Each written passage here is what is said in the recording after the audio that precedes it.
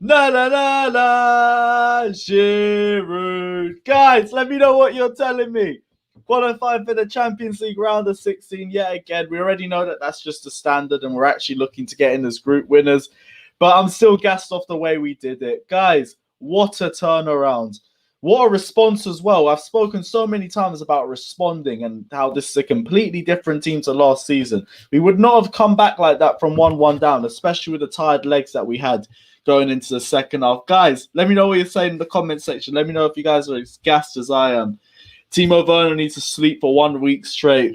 Damn right. We can question Frank Lampard's substitutions with Werner, but only to a certain point because we did also win the game of Frank Lampard's substitutions as well. So I'm not going to speak too much. I'm not going to try and be too negative. I'm happy. I'm gassed. The only downside, Mendy didn't get a clean sheet, which he really deserved. But Rennes were a good side. Rennes were a very good team today. We got to give them credit. They've got quality players, and they were going to do us in some periods, and that's exactly what happened. It was all about managing ourselves through it, and for the most part, we did it. Dodgy little set piece that really maybe Zuma could have done a bit better too, but I mean, mistakes, they happen. It's nothing too deep. For the most part, I thought we did really well, and we handled a tough Rennes side that we did say don't underestimate them. Don't underestimate Rennes, especially with their record. Don't think that they're going to be pushovers because they weren't pushovers in the first game. Yeah, you beat them 3-0, but there was 2 penalties and only 1 goal from open play. So they gave us a game, especially down to 10 men. Guys, let me know what you're saying. All 66 of you guys watching, smash the like button. We're going to get our first guest on right now. Craigo, what are you telling me, man? What's going on, Geese? What's going on? I am gassed. I like that you got the away kit on as well. Perfect. Yeah, I know. I'm very apt. I'm very with the times. Mm-hmm. What a performance today. Well, what a comeback, I'll say. Yeah. Let's look at it right here. What a win. Yeah, not a what performance. A win. It's not a good performance, but it doesn't matter because we're through. You know, that's the bottom line of it. We are through. We should have killed the game off a lot earlier. We didn't. But then, you know, I heard you just saying a second ago about Frank Lampard's substitutions. You know, you are right. He was one that brought on Giroud. He's the one that won us the game. So although it's not, you know, perfect, it's still very much, it's not perfect, but it's still very much a positive result for Chelsea. It's a positive success. Loads of people saying in my comment section and on my stream, they were saying this is the kind of win that a champion would be really happy with. And they are right. You know, that damn right. That is correct. You know, you can't go and win every single game 4-5-0. You'd love to, but you can't, excuse me. You know, you are going to get these arseholy teams. You are going to get the ones that are a real problem and whatever. And we just dealt with it. We really did deal with it quite well today. Didn't keep a clean sheet, fine. But again, I said it before, and I was saying to you as well on the live that we did on your channel, they're no pushovers. They're no mugs. We only beat them 3-0 because they lost. They went down to 10 men. And then just like that, they're a side with a bit of quality and they can show it. They go and put us 1-1 and we were up against it for a little while. We weren't really up against it. And just like that, Olivier Giroud, complete determination. That's why I want to keep him at Chelsea. For moments like that, all of a sudden, just gets an absolute bullet header on it. And the geezer on the line got something to it. Still couldn't keep it out. It's an absolutely superb header from him. Pure desire, pure passion, pure determination to get on the end of it. And that's what won Chelsea the game. It's literally 10 seconds, 20 seconds of, yep, killer instinct. Let's go. That's what we need. Exactly. And that's been the key difference for Chelsea. And I want to talk about Olivier Giroud because we know the rumours are there that he could be leaving in January. The club might be willing to actually grant him that release as well. I can't lie. I want to be that selfish guy that says keep Olivier Giroud because we are not going to have a number 3 striker of this guy's quality. We finally have a solid plan B as well as a solid plan A. Expect this season, like next season, cool. End of the season, fine. Let Giroud go. Let's not hold on to him too much. I understand that. This season, potential title contenders, most open season in years, guaranteed injuries with this fixture list. Why the hell would we get rid of him? Yeah, I think the thing for me is, you know, there are a lot of people saying, oh, he's a third choice option at the moment. He's a third choice option. Well, actually, he's not. You know, at the moment, at this current moment in time, Pulisic is out injured. So who's going to play left wing? You know, Havertz has been 50-50. He can't play on the right-hand side to allow Hudson-Odoi to play over the side. So at the moment, he's your number 2 option. You know, that's the bottom line. And I'm very much the whole... oh, just didn't say that about Man United. you know, I'm very much Oh, for yeah, the into the whole, squad. Olivier Giroud, he's not going to be the future for Chelsea in years to come. But for now, he's perfect. And let's be honest, we are in the title race. You know, whether we are going to be further down the line or not, I don't know. But you'd be absolutely stupid and be completely and utterly irresponsible to let a player of Giroud's quality go, to then all of a sudden go and end up in a title race or end up in some sort of, you know, trophy challenge or whatever. Even if we get to the, you know, the last four of a Champions League with the current squad we've got, you know, I'd say in our first year, that's a big success. If it come around to that final stage, I want to play like Giroud in. Of course I bloody do. You know, we were saying before, Giroud, the only trophy he hasn't won in England, I don't know if he's won a League Cup, actually, but he definitely hasn't won a Premier League. Exactly. That's the last thing for him right now. I just look at it and think, Giroud, you know, fair play to him. He's not got enough enough appearances starting or off the bench to currently get a medal, which is obviously what you want. So if Chelsea by, you know, January, whenever it is, mid-January, even end of December, are really in a title race here, all of a sudden you look at Olivier Giroud and go, why would you want to leave? Like, why would that be a thing? Yes, he's of course got the Euros coming up, but again, if he keeps doing something like that, there's no reason why France will actually go, no, we definitely don't want him. You know, if he currently plays for the best team and let's say champions of England, you'd be stupid to not select him for your especially when your other options are Lacazette and Martial. I mean, speaks for itself, doesn't it? Yeah, I mean, yeah, you're not going to. I mean, there's no Benzema to have to worry about. So who else are you going to have? You're going to have Antoine Griezmann, and I'm struggling after that. Exactly. It's just Martial and Lacazette, and neither of them make it.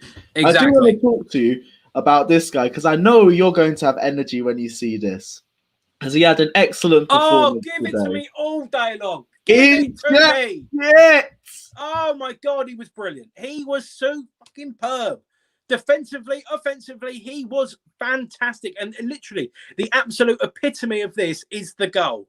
Is the unbelievable ability, the pure determination and desire, win the ball back on the edge of your 18-yard box, take a big touch out your feet, and play an absolute peach of a ball straight the way through to Callum Hudson-Odoi. Well, anyone who's saying he's not man of the match is a fucking idiot. They are an idiot. He was superb. The midfield didn't actually play well that well today. Mason Mount carried it. He carried it so much. And you notice when he went off, the game completely changed and started to go against Chelsea. I'm happy that he did come off because, yeah, maybe he's a little bit tiring, but he has to be, for me, starting week in, week out. The guy is the fucking bollocks. The guy is the bollocks. And he's ours. He is going straight to the top. I've already said if he is Frank Lampard's son, it's because he's going straight to the top with him. And I don't want to hear any slander on this guy's name again. Too fucking right. There's a reason EA Sports would put a massive old picture of him outside the bridge, and it's absolutely brilliant. The guy knows what he's doing. The guy is quality. Yeah, you can hate on all this crap. Lampard knows it's going on. Mason Mount knows it's going on, and they don't give a shit. Week in, week out, both of them combined put in great performances, whether it's on the touchline or actually on the pitch. The guy knows what he's doing. Jesus Christ, people, open your eyes. There is not one pundit saying bad things about Mason Mount. Yeah, fine, he may not be a right winger, but he even said it himself. I think it was in the press conference yesterday, whenever it was. He had the bollocks to go and do that press conference as well. That's another big thing that's going to go really underappreciated. He had the absolute balls to go and do it. Just like that. And he says, calm, level-headed, completely appreciative. My preferred position pretty much is in the midfield, but I am never going to say no to playing right wing, up front, right back, anywhere. He ain't going to say no to it because he gives a shit. He wants to go to the best. I've seen your comment. Don't worry. He goes absolutely all for it. Goes all for the best every single time he gets on a football pitch for Chelsea. He is a fantastic player, and people need to open their fucking eyes about how good this guy is. He may not be perfect, but we didn't spend 80-odd million quid on him. He's allowed to have the odd little mishap. After a while, he gets those mishaps out of the way. Fuck me, what a player we've got. What a player we've got. Right, man. And I also want to talk to you, because we were speaking about the midfield. This Jorginho and Kovacic midfield just isn't working, man. I thought Kovacic was the best out of the pair, to be fair. He was still good coming out the press, but a pair of them really did struggle. Well, I've said it before, and I'll say it again about Jorginho. You know, Kovacic was the better one of the two. Jorginho, for me, is not a Chelsea standard footballer. He's a very good footballer. He's no mug. Like, you can clearly see that. He's got a great range of passing and whatever, but he's not fast enough. You know, there were so many times where there was just a little negative touch here and there, and Chelsea had to be moved all the way back. And the only person responsible for it is Jorginho. As much as he is good when he's got time to be able to go and pick out a 20-yard, 30-yard, 40-yard pass, it's when do those times happen? When do those actual incidents occur? And the main thing for me, and I've said this before, that pivot, those two, is not working. It's not working. So realistically, from there, you think, right, okay, are we going to have to play Kovacic and Kante? We're going to have to play Kante, Mount, and Havertz. Are we going to have to play Kovacic, Mount, and Havertz? Whatever way you want to do the combination of the three in midfield. But none of them include Jorginho. We spent 56 million quid on this geezer. And as much as I like him in certain areas, I ain't having a 56 million pound player sitting on my bench doing nothing. It doesn't make sense for us right now in this system as well. Coming in to kill off games, that's where he's at his best. Exactly, which is worrying because it fully leads up to your point. He's a 55 million player. We can't have him in that role. I said it before. In this video will get clipped up and whatever, and the last one did. I've said about the comparisons between him and Mark Noble. Mark Noble, just bog standard footballer. Pass left and right. We have a little bit of a range of passing here or there, but you don't mind it from him because you didn't pay a hell of a lot of money for him. If we could bring on Mark Noble off the bench and he'd just do a job and kill off some games of football, fine. I'd be well chill with it. But again, we didn't pay 55 million for him. We would never pay 55 million for Mark Noble. If you wanted to go and be the absolute tactician in the middle of your midfield, week in, week out, yeah, he's worth 55 million quid. But you just have to question if that money could be spent and invested elsewhere. Thiago Silva wants a new contract. That got leaked out today. That I'm really, really happy about. But he's going to have to go at some point. Chelsea still need a big, proper centre-half, I think. Could we go and spend the money there? You know, maybe, I don't know. Let's say, just for an argument's sake, let's say Real Madrid come in for Ben Chilwell in a few years' time. Just say they do. I don't know. Just say they do. If we could go and get someone who replaces Jorginho, does a very similar job to Jorginho, but we only go and pay 10, 15 million quid for him, or we even educate someone like Ross Barkley to go and do that kind of job for us, depending on whatever. You know, you then let go of Ben Chilwell for a certain amount of money, and the 40-odd million quid that you've saved on Jorginho by letting him go, you go and buy a replacement for whoever it is, Chilwell as an example. But we've got a hell of a lot of good players, but at some point we're going to have to strengthen the squad. The Jorginho money, very good player, can't hide away from that, but the money could be better spent elsewhere. That's just my point. I like him. I think he's very, very good, but it could be spent elsewhere. I like him, but not 55 million quid's worth. And I don't think that any Chelsea fan really looks at him and think, oh, he has to start week in, week out. And that's what a 55 million pound player should be. Okay, so where would you like to see the money spent on then? I think this is the thing. I don't think we need anything right now. I don't think we need anything immediately. But how old's Timo Werner? He's what, 24, 25? Let's say 3 years down the line, he goes to Real Madrid, Barcelona, because they need a new striker.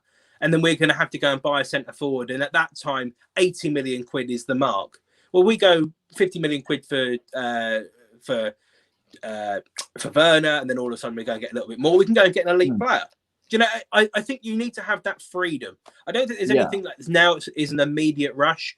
Originally, I probably would have said the money needs to be spent on a goalkeeper, but of course, this Mendy situation looks like, touch wood, we're all right with it. But again, you don't know what's going to happen. Could Reece James maybe have a bad injury, or could Thiago Silva have a problem? That money needs to be just invested elsewhere. Midfield is where we've got a hell of a lot of strength. We've got Loftus-Cheek out on loan. We've got Barkley out on loan. Gilmore's out injured at the moment. Well. We've got a hell of a lot of people out on loan that have got strength and possibilities. But there's other areas of the pitch. Could we go and buy another winger? Could we go and buy someone like Saïd Benrahma for 30 million quid and just have him on the bench, bring him off every now and again? That kind of play would be quality. That's the kind of thing that Chelsea need to really knuckle down and go, is that actually where we are better? Is that basically where our best of our money is kept? And also potentially, if we are thinking about moving on Giroud at the end of the year, could we put money in there? Could we go and get a third choice striker? That's the kind of thing we need to think about. Okay, cool. So Final question then. Thoughts on Tottenham and how's Oh, your God. thoughts now coming into this game based off the way? They haven't changed. We can beat anyone on a day. Do you know what I mean? We can beat anyone on the day. I think the main thing for me is, they've of course played Thursday. I don't actually know where they play. I don't know if they're at home or away and who they play against. But they play on Thursday. I think it's away. Are they, wherever they are. I'll have a look. Yeah. They play on Thursday. We've now got, like Frank said it in his interview after the Home game. He turned. They are White Hart Lane, are they? Yeah, home game. Yeah. Whatever that fucking new ground's called. They play on Thursday. Tomorrow is going to be a rest day for us. Wednesday's going to come round. It's all going to be chill, whatever. Absolutely fine. We've got somewhat of an advantage on them. Obviously, they're coming to our place. Maybe that's not so apparent at the moment. But we've got an advantage in that respect. We've also got an advantage on the last few days, but they're no mugs. They're no mugs at all. They got a very big win against City. Depending on who they're playing and how they play on Thursday, obviously it depends a lot. But Chelsea are good enough to beat anyone on their day. I think the main thing for me would be just give Timo Werner. I definitely have a day's rest tomorrow. And I think they said they're going to start doing on-the-field work on Thursday ahead of the Tottenham game, maybe even give him till Friday. But he needs to just have a little bit of time to relax. That's my only major thought, is just give Timo a little bit of time to relax, because he played a hell of a lot of football. He's played a hell of a lot of football, and as much as I think that he is real quality and whatever, he is also a human being. Just give him a little bit of time to relax and we can go from there. But again, Chelsea can beat anyone on their day, and that should always be the message. All right, well, Craigo, as always, thanks for jumping on. No Everyone, worries. if you haven't checked him out, Craigo28 Football, Craigo28 Sports. We'll see you on Sunday as per usual, and yeah, you might also link up for a little Spurs preview. Guys, check that on both our personals. Got it. Craigo, thanks again for jumping on. Take care, geezers. Take care. Have the Chelsea. Up the Chelsea. Right, let us move swiftly on to our next guest. Again, Craigo28 Football, Craigo28 Sports. Check it out. Let's move on quickly. Up the Chelsea. Bro, yes, what are you telling me? Jay, what's the thought? Yes. Bro, I don't know how I'm supposed to go after Craigo. He smashed that, didn't he? All the energy, to be fair, but just tell me what your thoughts are. Listen, I was buzzing. I was absolutely buzzing, as we all should be. I think you guys mentioned it just before then, and the reason why I'm buzzing so much, and it's a theme that I keep bringing up over and over again. It's that we are finding ways to win, even if we're shit. Because I don't think we were good today. We weren't really that great. I'd say we were good up until the 35th minute, and then after that, they were the better team. But we found a way to win, and that's so important. And that's how winning competition is done. And I'm not saying we're going to win the Champions League, because I don't want that clipped up or anything. But you can clip me. We're winning the Champions League. Up the there you go, Andy. Come on.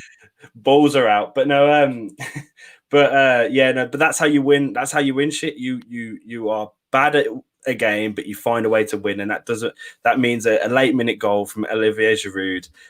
That's what it means. And I'm ecstatic with that. And yeah, as you guys were saying, with Giroud and him potentially leaving in January, it's such a mad fixture list. And for us being Chelsea fans, we're going to be selfish and we're going to want to keep him because we've got a world-class player that we can bring off of the bench. Do you know what I mean? And we saw last season, even though last season wasn't a compact one, Tammy, tailed off towards the end, lost a bit of fitness as well. We needed Giroud to come in. We needed him to play, and he was there for us when we needed him. So I personally think that we probably should keep hold of him at least until the end of the season. Because if he goes in January, come late, come into the Februarys and the Mays, we might end up needing him. Exactly. That's exactly what I'm looking forward to him for, because I feel like a player of his quality turns up in those key moments where you need someone to turn up. You need those plan Bs, players that should be starting, but that's the quality of the depth you have. You're meant to have players that should be starting but don't start every week. That's a sign of champions. I said it perfectly in the last one. We are not getting a better number 3 striker than Olivier Giroud. So we just have to get used to it. Mate, our number 3 striker is better than most people's strikers. That's and that is just so good. And I've seen some people saying in the comments about Callum Hudson-Odoi, and he turned up as well today. And again, similar theme, someone that can come in off the bench or come in on a game where Ziyech was rested today and just smash it and be. It's like we weren't missing a player. He came in, the goal was brilliant. Mason Mount's pass was just it was insane. It was beautiful, just so tasty. And then the finish was there. And yeah, just props to Callum for coming in and smashing that, because it's a big thing to ask, really, because with Ziyech's form, to rest him and say you're playing what he's been doing, that big ask for Callum, especially for such a young lad. I think we all forget how young he is at times. He was our best attacker by a mile.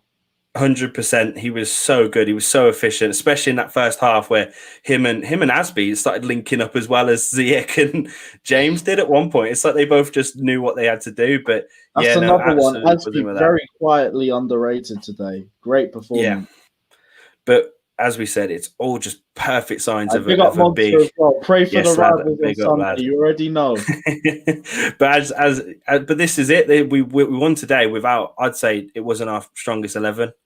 And that's massive, because now we've got all this time to wait until the weekend, our massive game on the weekend. Yes, and we can. The game on Thursday as well. They've got 2 days less rest than us. Yeah. My Spurs mate was like, "That's just not fair." And I was like, "Well, be in a better competition, isn't it? Be in a better competition. You'll be good then." But yeah, no, I'm ecstatic with today's win. I mean, the only negative you can pick up is Werner, but I don't want to hate on the guy too much. I think people have been bad for him. Like, what's happened the last games? Listen, I don't understand what's going on. I think he gets in his head a little bit. Like, he might. I think he overthinks it a little bit. He tries to place it just too finely into a corner and doesn't just sometimes. All he needs to do is put a bit of power on it in the past 2 games, and he just hasn't done it. So I think he's in his own head a little bit with that, but he'll come through. He's a young lad. He's so talented. Whenever he's on the ball, it's dangerous. That dead little compilation of that Werner miss in the first half. Yeah. That would have been another assist for Hudson-Odoi as well. Oh yeah, it would have been. But yeah, I don't think we've got anything to worry about. We've got a world-class player sat there just waiting for him to fulfill his potential. I don't think we and in the meantime, we're not leaning on him. You know how like some teams lean on their players. We don't have to lean on him because we've got all the rest of them scoring. Quality all over the pitch. That's all the boys are scoring, man. That's just again another positive point. So I'm leaving today with a positive attitude, even though the game felt a bit stale at points. Yeah. Any final thoughts, bro? I've going back to you guys when you was talking about Jorginho. I think I do think it might be time for Jorginho to leave. I think he's put in good enough performances, but I just don't think he fits the system anymore. And in terms of replacements, we've got Gilmore coming through. Tammy on the wing, boys. We've got Gilmore coming through. That is a big shout from Kyle. To be fair, he used to play in the wings in the youth team a lot. Yeah. Where he used to play on the right a lot. So maybe. I said this in my stream though, but the front three it's fluid, isn't it? It doesn't. They play left, middle, and right, but they man. It's the camera. It's the light, man. You're getting done dirty here, bro. Getting done dirty. Look at it's exposing my nose, man. Listen, man, you need a light on you. They look so massive because of the brightness on this. But our front three's fluid, isn't it? Like Tammy on time Afton is on the left and Werner's in the middle, and when Ziyech's playing, he's doing the same thing. So it doesn't matter where they start; it matters when they're playing, and they'll just merge across the front three. So it's all class. But yeah, that's it for me, I think. Thanks for jumping on anyway, bro. Nice Massively appreciate it. We'll see you on Sunday. You already know, man. In a bit, everyone. All right, take care, bro. Peace. All right, second to last guest on. Heart attack. What are you telling me, man? Fuck's sake, man. Honestly, it was just like a slugfest in that second half, man. But we got on the gel again, man. Honestly, like I'm happy though, but let's not forget how poor we were today, especially second half. I think we were too complacent. Maybe some of us were a bit too tired because of the schedule that we got for the past few weeks. international break, then Premier League, then Champions League, and then go back to Premier League again. I think some of us like really tired today and really exhausted, and we need the extra player. When we need the extra player that kind of like we need him like to get these guys going. Like I think Giroud is the man, And I see some Arsenal fans being yakking around about Giroud because Giroud's never scored for Arsenal since in the Champions League though, and they've been jealous about Giroud when he scored an injury time goal, and they didn't let them Arsenal fans there like yakking themselves about Giroud and that jealousy and that. You know what, man? 3 points, man. I'll take it all day, but I feel bad for Timo Werner today because I've seen in the comments in social media that people have been questioning about Werner, like about keep giving a stick about Werner. Look, the guy's tired today, yeah. I don't understand why people hate Werner so much in the social media. I know he's missed a lot. I know he missed that sitter, but let's be real. You're not gonna expect him fully like 100% all the time, consistency. If someone had a bad game, one player has to step up. If another player had a bad game, one player to step up. That's what happened today. I think the likes of Hudson-Odoi and Giroud today showed the team that like it's not only Werner's one-man team, It's a whole team scenario. It's a massive squad. That's the whole theme of this entire stream, to be fair. Our squad depth is ridiculous, and this is why I'm saying Olivier Giroud should not be sold in January. We need players like this to last us throughout the season, especially with the cramped fixture list that we're going to be going through over the next few months. Every team's going to struggle, so why are we going to put ourselves in that situation too? Oh, mate, seriously, this December is the fixtures, man, that I've been looking forward the most, honestly. It's like the amount of fixture in December is just ridiculous, man. That's why this Giroud rumor thing is kind of like doesn't make any sense because why would we sell him in January anyway? Like, well, we could use him in such a small games in a smaller window. You know what I mean? For example, the games like West Ham or maybe against Aston Villa, we could fit him in that slot. Like we don't have to put Werner every time. It's like this guy needs a rest. I'm telling you, yeah.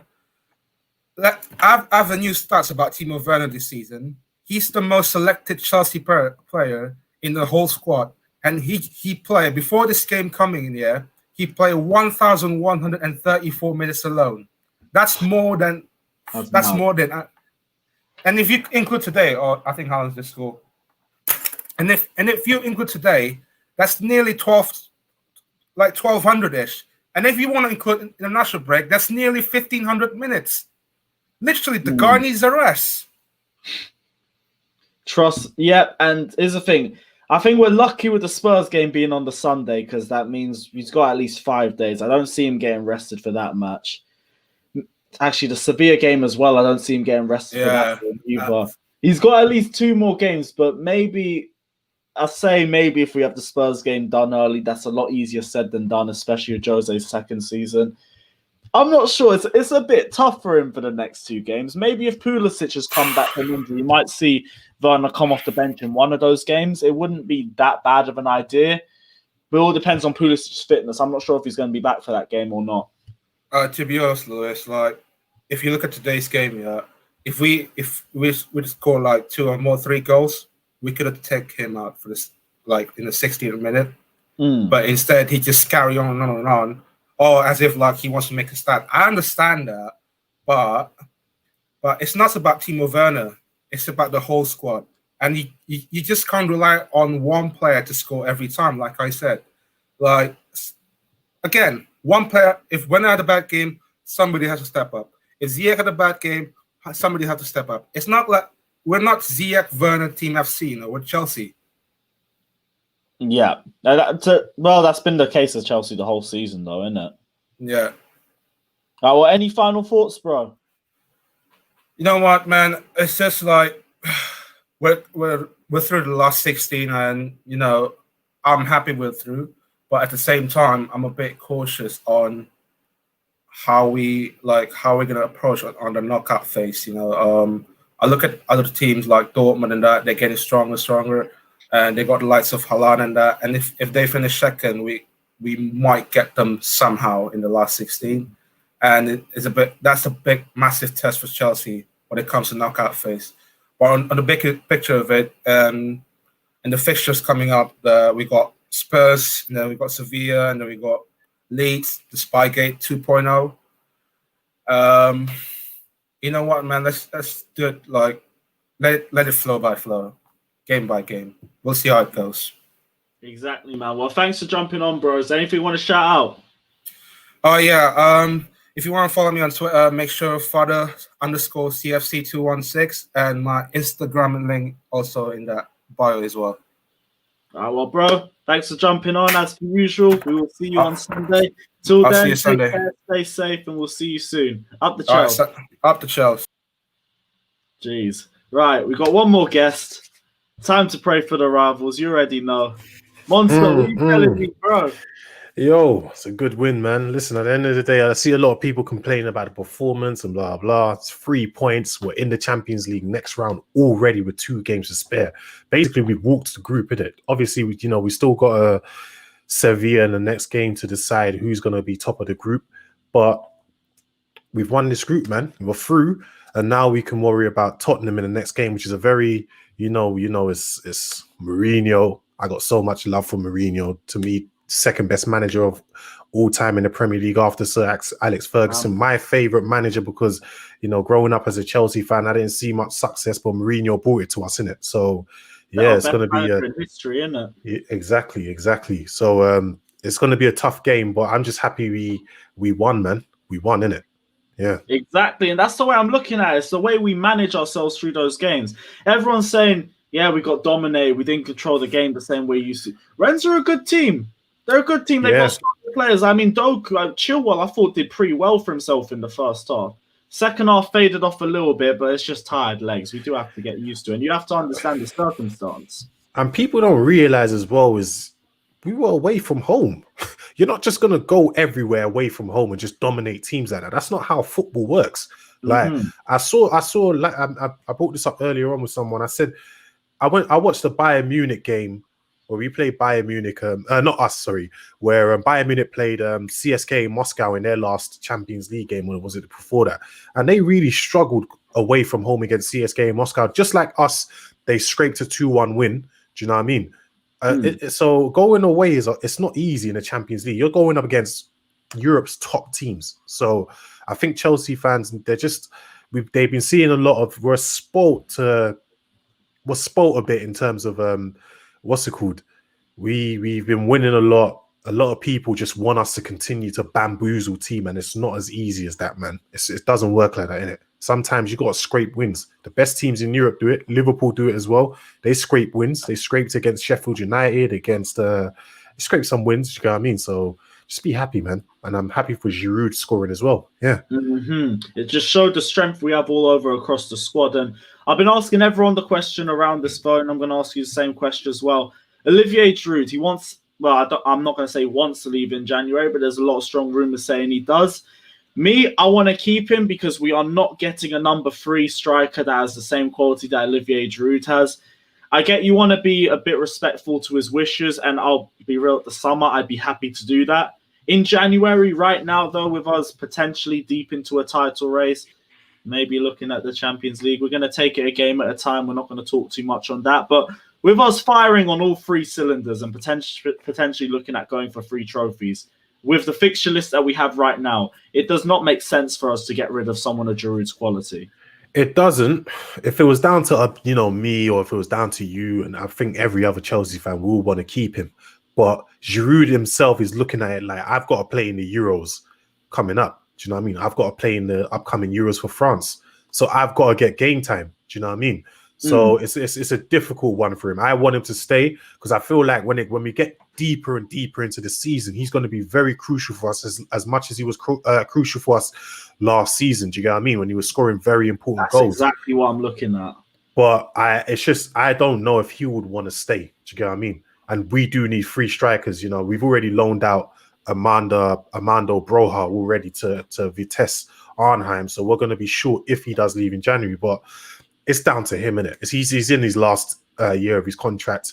Chelsea might want to get some money from him. I don't know, but I agree with you. I think we should just keep him to the end of the season, and if we have to let him go free, do it. Do you know what I mean? He's very integral. Exactly. I do want to drop in this question quick.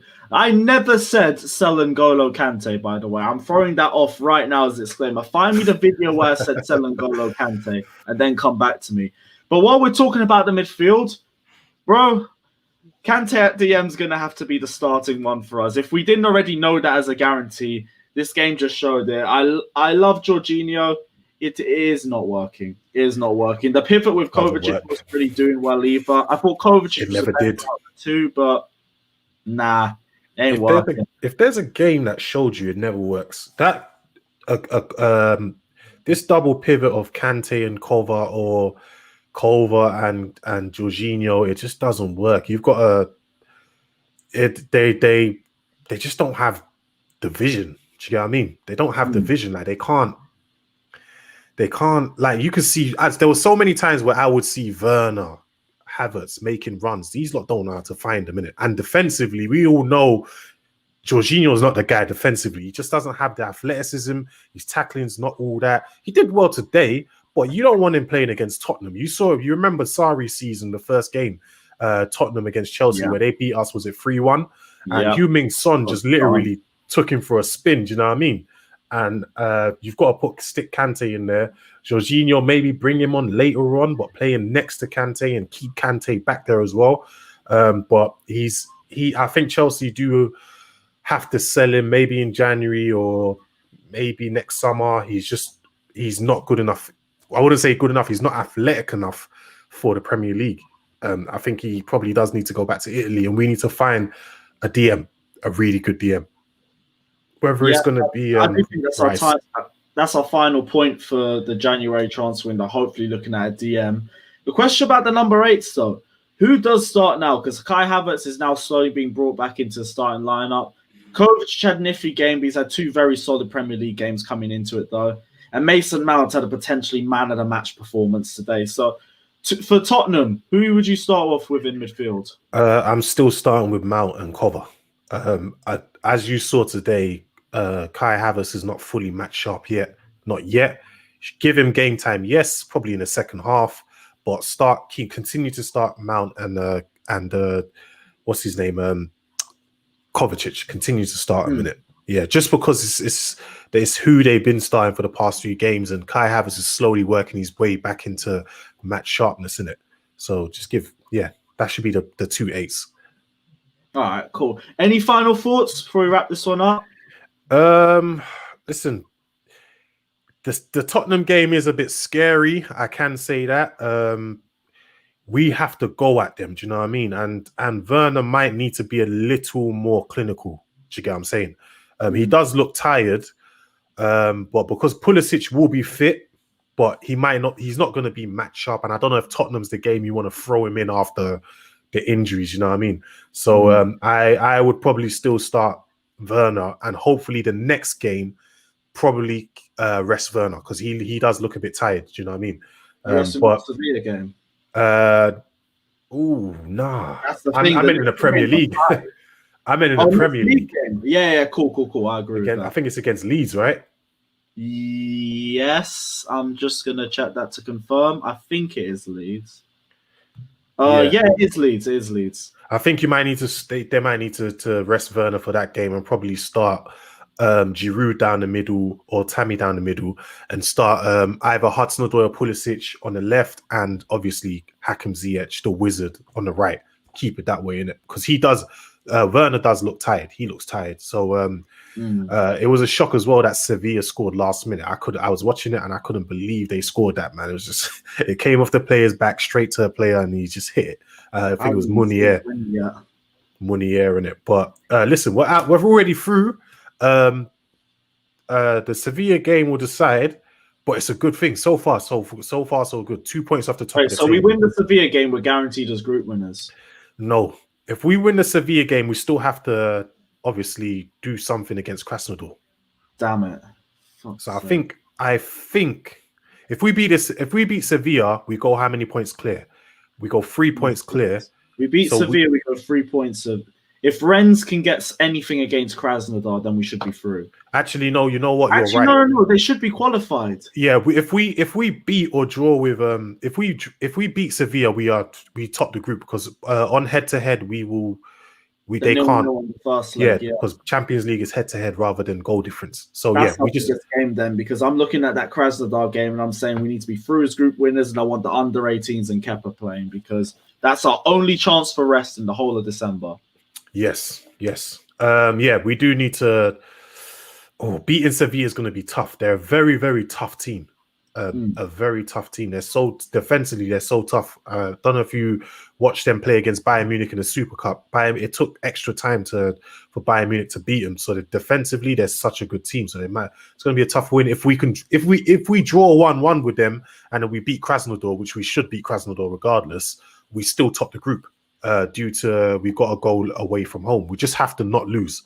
So all we need to do is not lose against them, and we will be topping that group.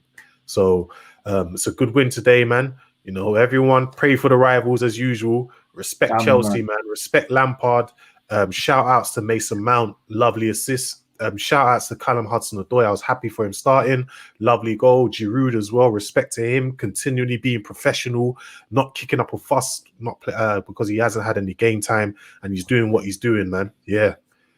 All right, well, thank you again for jumping on, Monso. Will we see you after the Spurs game?